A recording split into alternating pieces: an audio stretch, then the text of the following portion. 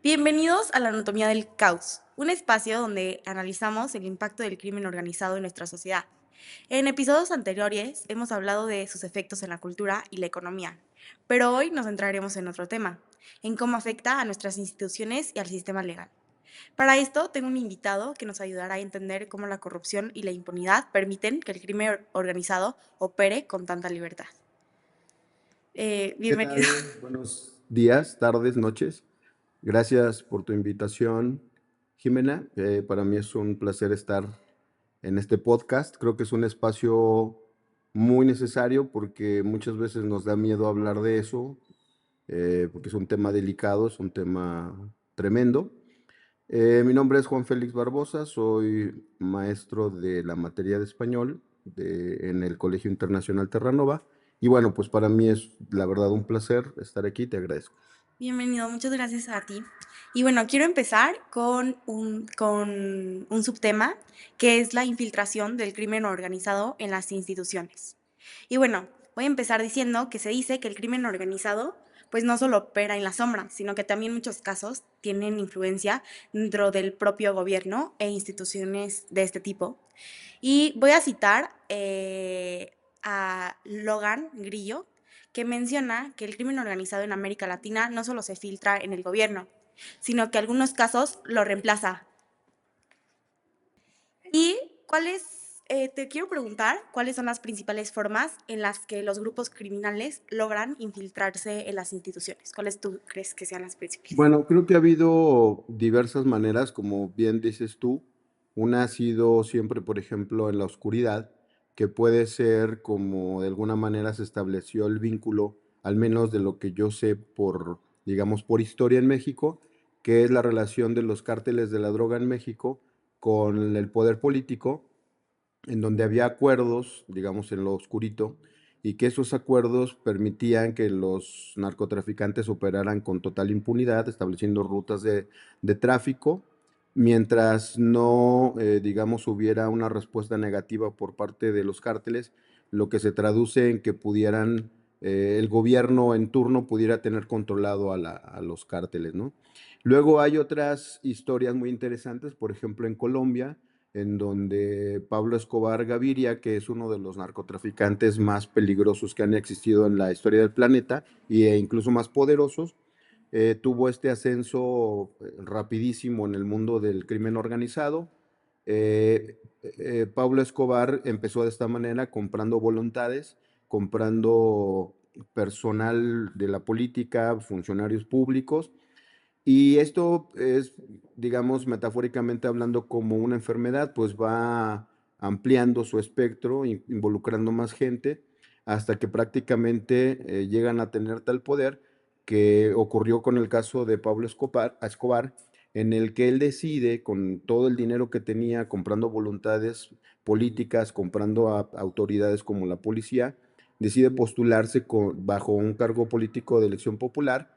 Creo que era diputado, si mal no recuerdo, y bueno, queda en el poder. Entonces, esto es lo que, como tú comentabas, pasan de lo oscuro a ya lo, digamos, a la justificación o a la autentificación por parte de un poder político, y además de elección popular, pero no en beneficio de la población, sino para su propio beneficio, porque entonces adquieren el poder, digamos, económico que genera la venta de drogas, las extorsiones y todo este tipo de actividad que se hace en el crimen organizado, pero además también ya hay que sumarle el poder constitucional que le confiere la ley, ¿no? Por ejemplo, tanto en Colombia como en México, la Constitución. Claro, y aparte creo que cuando un grupo criminal, o sea, ya están tan involucrados y es tan claro dentro de estas sociedades que cuando un grupo criminal necesita impunidad, sobornos, soborna a jueces, policías y pues los funcionarios, ¿no? Y esto nos genera mucho mayor desconfianza a estas instituciones. Y bueno, la verdad que yo lo considero como un fenómeno preocupante porque es muy reciente, o sea, y está presente en nuestra actualidad.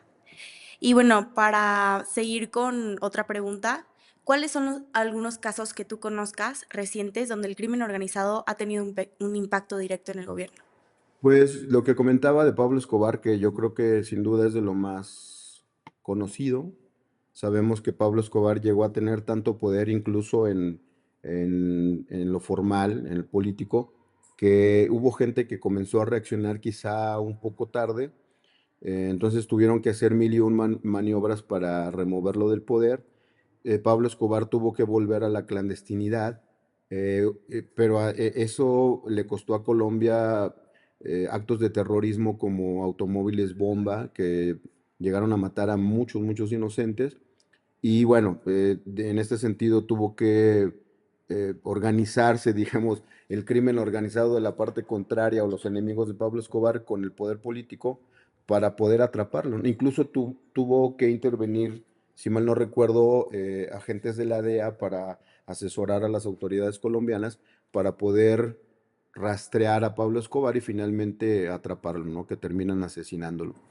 En el caso de México, bueno, ha habido muchos casos, e incluso ha habido detenciones, ha habido encarcelamientos para presidente, y voy a hablar muy generalmente, desde alcaldes, bueno, responsables de los cuerpos policíacos, alcaldes del país y ahora incluso gobernadores, ¿no?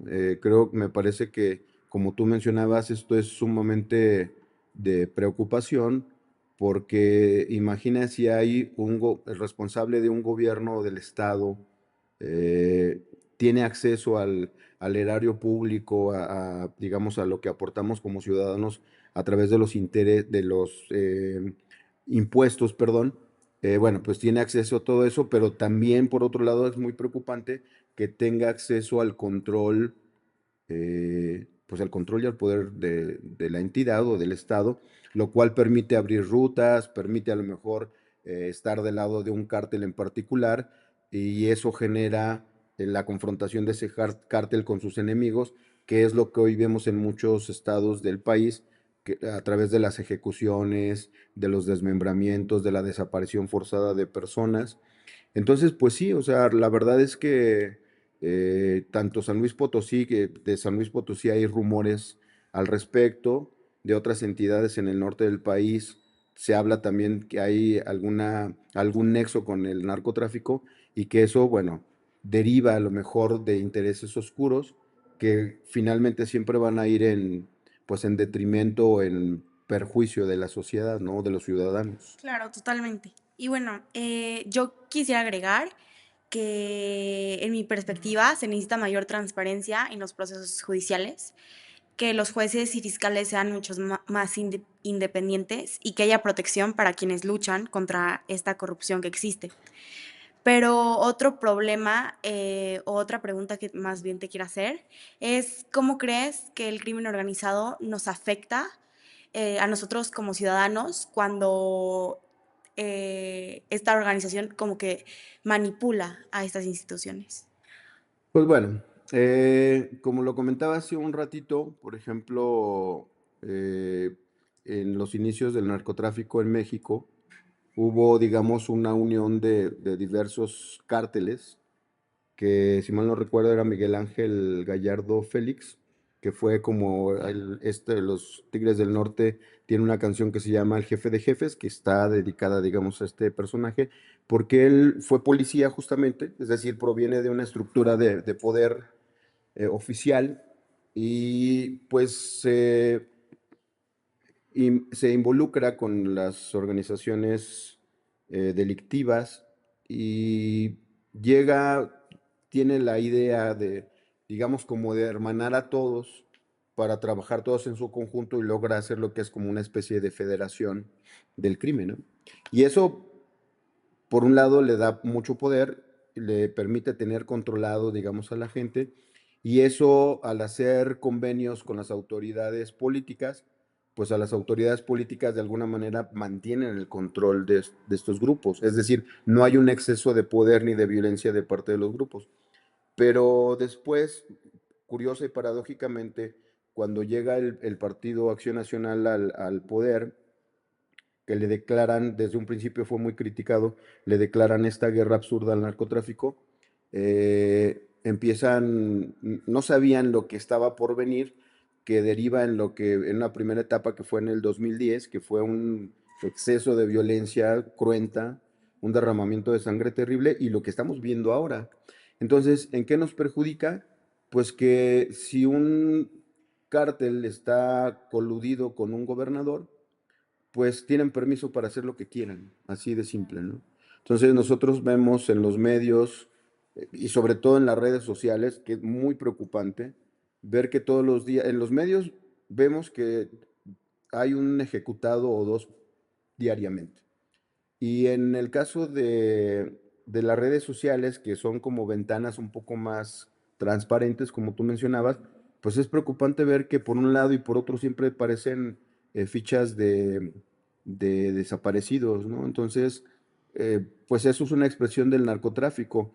El narcotráfico comienza vendiendo sustancias prohibidas, pero después se da cuenta de que le reditúa mayor dinero el extorsionar a comerciantes, por eso que llamamos cobrarle derecho de piso, que es decir, tú tienes tu negocio, bueno, pues yo te ofrezco mi protección, pero me das un porcentaje de Ujú, tus ganancias, lo cual es tremendamente injusto, claro, porque el comerciante tuvo que esforzarse por levantar su negocio y llega alguien más que no hizo nada a pedirte cooperación. Y además una cooperación que en el momento que ellos quieran pueden incrementarla, pueden intensificar el tiempo de recolección y por otro lado se dieron cuenta también que no les cuesta absolutamente nada, eh, digamos, raptar mujeres de todas las edades y ofrecerlas como carne de cañón para la prostitución. claro. Entonces, todo esto, pues desde luego que afecta a la ciudadanía porque,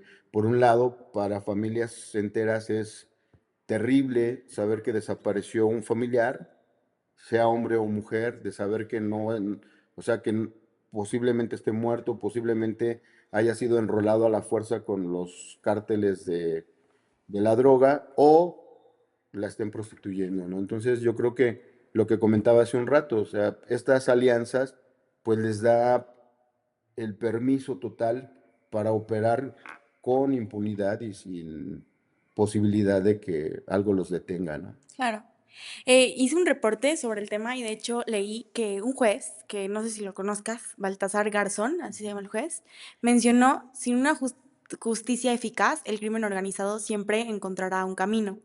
Y creo que esto tiene muchísima razón, pero al final, pues esta tipo de manipulación o el control que se tiene entre el crimen organizado y las instituciones gubernamentales, creo que el impacto que tiene nosotros como ciudadanos, pues también es restarle respeto, bueno, cierto respeto a este tipo de instituciones. Pero, ¿cuáles alternativas crees que tenemos y cómo podemos fortalecer estas instituciones? Pues yo creo que hay expertos, analistas, que dicen que México es un país enfermo y que al parecer va enfermándose cada vez más, ¿no? Justamente por lo que mencionas, o sea, si no hay funcionarios honestos, transparentes, con la fuerza de voluntad de organizar una solución que venga desde abajo, digamos que toque puntos centrales o neurálgicos, como el desempleo, como la falta de oportunidades, como mejores salarios, como prestaciones. Es decir, para que la gente tenga una mejor vida digna, pues obviamente siempre va a estar la posibilidad de decir, bueno, pues me voy con el crimen organizado. Yo he escuchado gente que dice, o sea, yo dice, prefiero vivir 3 años como rey que toda la vida como güey. O sea, a lo mejor es una expresión un tanto irresponsable, pero en el fondo externa la preocupación de la gente por a veces no tener para la Claro. despensa, ¿no? Y llega a ser justificada, ¿no? Por estos. A lo mejor no justificada, pero sí es una razón muy poderosa frente a la falta de oportunidades para mucha gente. Eh, Existen casos, por ejemplo, como en Estados Unidos, con la creación de un grupo que se llama Los Intocables, cuando allá el problema era la venta de alcohol porque estaba prohibido y que una de las figuras más fuertes o capos digamos, del crimen organizado era Al Capone. Se generó como un grupo de élite que eran puros policías honestos, que no tenían historial, que no tenían intereses, que tenían determinación y convicción. Pero bueno, hablamos de un país como Estados Unidos, ¿no? Ahora, frente a esta situación, creo que es muy complicada porque es como en la mitología griega, con un personaje monstruoso que se llama la hiedra, Ujú. que tiene muchas cabezas. Entonces le cortas una y aparecen tres. Cortas tres y aparecen seis. Y es como la metáfora del crimen organizado que lo hemos vivido a través de los años. Pero por otro lado, también ahora, justo acabo de leer en el periódico, que ya Estados Unidos aceptó nombrar como a organizaciones terroristas a los cárteles mexicanos. Entonces, bueno, hay dos cosas. Una, preocuparnos porque es muy probable que ingresen en el país y saber en qué desataría, ¿no? Como esta idea de que hay drones que dispararían a estas organizaciones, ¿vale? Pero siempre existe la posibilidad de que le atinen ¿O no? o involucren inocentes. Y la otra, pues es que habría que ver qué interés tiene Estados Unidos al declarar esto, ¿no? Pero yo creo que en el marco es un buen llamado de atención para que México realmente considere estrategias efectivas. Claro. Porque, por un lado, Estados Unidos se queja de los cárteles, del envío de drogas para Estados Unidos, pero a su vez y alevosamente ellos les venden las armas a los grupos narcotraficantes por debajo del agua. Entonces, o sea, ¿cómo puedes decir que son terroristas si tú mismo les Sí, vendes claro. armas, ¿no? Bueno, en conclusión, por lo que me platicaste, muchas gracias por tus aportaciones. Creo que también entenderlo podría ser clave para poder tomar mejores decisiones, tanto personales como con esta responsabilidad ciudadana que tenemos. Entonces, no sé si quieras agregar algo. Pues muchas gracias por la invitación. Yo creo que respecto a lo que comentas es cierto.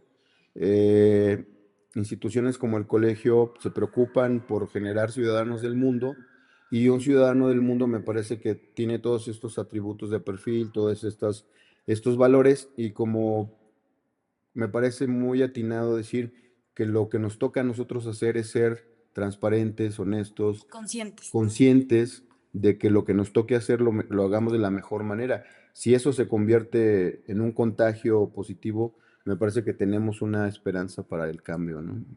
Sí, bueno, muchas gracias por acompañarnos. Esto es la anatomía del caos y nos vemos en el próximo episodio. Hasta la próxima.